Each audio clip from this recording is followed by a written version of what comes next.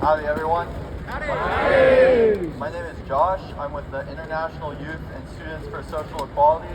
We are the youth movement of the Socialist Equality Party, which is calling for the formation of rank-and-file workplace, neighborhood, and campus committees of workers and students to stop Trump's mass deportations. These committees will organize the mass opposition that exists within the population independently of both of the two corporate-controlled parties. As our recent statement explaining these noted, they will serve as hubs for disseminating information and mobilizing mass opposition to Trump's dictatorial attacks on immigrants and democratic rights. They will bring together teachers, students, parents, workers to organize lawful public responses to ICE raids and other state repression under the principle that an injury to one is an injury to all.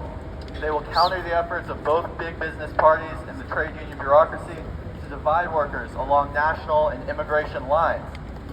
They will expose the xenophobic lies of the corporate media through a campaign of public education aimed at making workers and youth fully aware of the threat to democracy.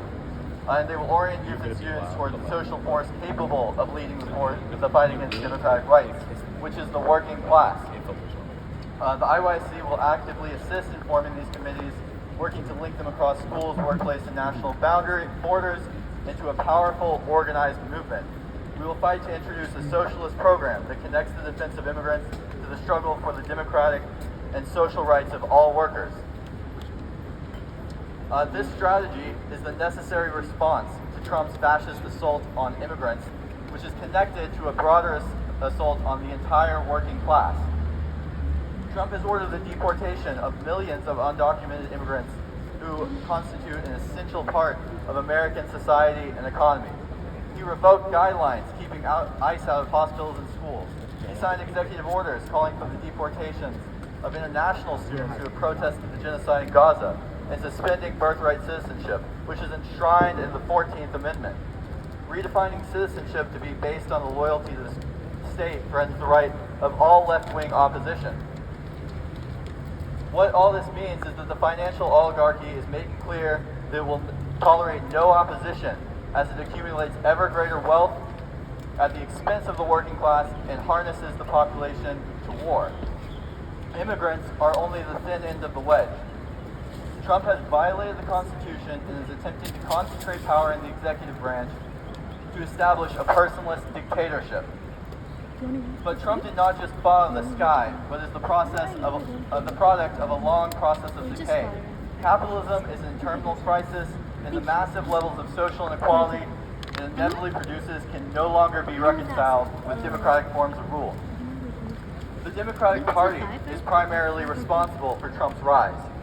Its support for U.S. imperialism and endless wars, including the genocide in Gaza, and cuts to social programs enable Trump to appeal to workers by pretending to be anti-war and anti-establishment while using immigrants as a scapegoat to distract from the financial oligarchy, robbing all of us blind. Now, all that we have to say when it comes to Trump's slashing of essential government agencies and workers, attacks on democratic rights and violations of the Constitution is leave it to the courts. These are the same courts that Trump has packed with people personally loyal to himself. On the other hand, when they see Trump as recklessly threatening U.S. imperialist interests in their proxy war against Russia and Ukraine, they jump to oppose him. The Democrats, a right-wing party of the military and Wall Street, paved the way for the current attack on immigrants. Obama built the concentration camps that Trump is now filling to the brim and deported more immigrants than any other administration to date, including the first Trump administration.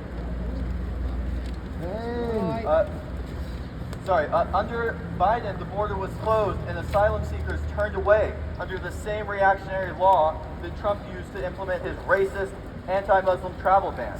And most recently, Democrats collaborated with Republicans to pass the Lincoln-Riley Act, which mandates the deportation of immigrants, even those with green cards, for the most minor offenses, even traffic violations.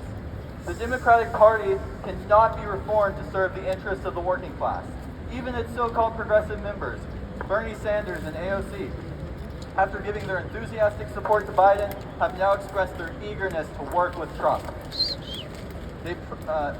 They are vicious nationalists supporting every American war abroad and trade war measures.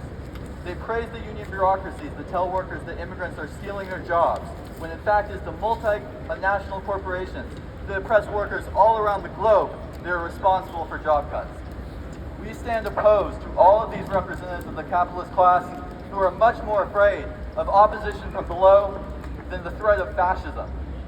Trump has set himself on a collision course with the working class, the most powerful source in society, and it's to this force we must turn. You do not have to be a socialist or agree with everything we say to participate in the building of these committees. Their purpose is to unite students, workers, and concerned community members to organize actions to stop deportations and serve as a forum for discussing the way forward. If you want to fight back against the rise of fascism, you should discuss this with your friends, family, and coworkers, and contact us to build a committee today.